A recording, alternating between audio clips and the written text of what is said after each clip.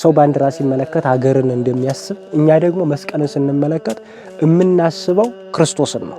የምናስበው መስቀል ላይ የተከፈለውን ዋጋ ነው። የምናስበው ሰላምን ነው፣ የሰላም ምልክት ስለሆነ። የምናስበው ፍቅር ነው፣ የፍቅር ምልክት ስለሆነ፣ ፍቅር በዛ ስለተሰራበት ማለት ነው። ስለዚህ መስቀሉን ማሰብ የተሰቀለውን ማሰብ ነው። በመስቀሉ ላይ ያለውን አካል ማሰብ ነው። እኛ ክርስቲያኖች ክርስቶስን ነው የምናስበው። መስቀሉ ላይ ያለውን ነገር ነው የምናስበው። መስቀሉ ላይ የፈሰሰውን ደም እሱን ነው የምናስበው። መስቀሉ ላይ የተቆረሰውን ስጋ እሱን ነው የምናስበው። ቀጥታ መስቀልን ባየን ጊዜ ያ ምልክት የሚወስደን ወደ ቀራንዮ ነው። ስለዚህ የቀራንዮ መንገዳችን ነው መስቀል። መስቀል ላይ የምናየው ክርስቶስን ነው። የምናያት ቤተክርስቲያንን ነው። የምናየው ህይወታችን ነው። በጠቅላላ የክርስትናን ህይወት እዛ መስቀል ላይ እንመለከተዋለን። ስለዚህ ክርስቲያኖች የትኛውም ክርስቲያን መስቀልን በተመለከተ ጊዜ የሚመለከተው ቀራንዮ ላይ ያለውን ሁኔታ ነው። ለምሳሌ አንድ ሰው ቀይ ቢጫና አረንጓዴ ቀለም ያለው ነገር ቢመለከት የሚመለከተው ኢትዮጵያን ነው ማለት ነው። ያ ሰውዬ ባንዲራ ሲመለከት የሚታየው ጨርቅ ከሆነ ችግር አለ።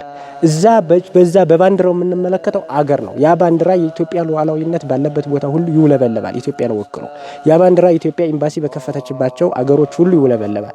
ያ ባንዲራ ኢትዮጵያ በምትሳተፍባቸው መድረኮች ሁሉ ይውለበለባል።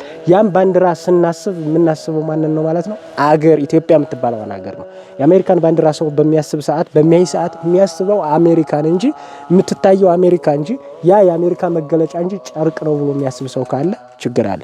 ስለዚህ አሁን እኛ እሱን ስናስብ ማንን ነው የምናስበው? ክርስቶስን ነው የምናስበው። በቃ በቀጥታ ሰው የመጨረሻ ፍቅሩን የሰው ልጅ እንዲህ ተደርጎለት እንኳን እግዚአብሔርን ቢክድ የመጨረሻ ፍቅሩን እግዚአብሔር በምን ገለጸለት ቢባል በሞት እስከ ሞት ድረስ መጥቶ በሞት ፍቅሩን ገለጸለት።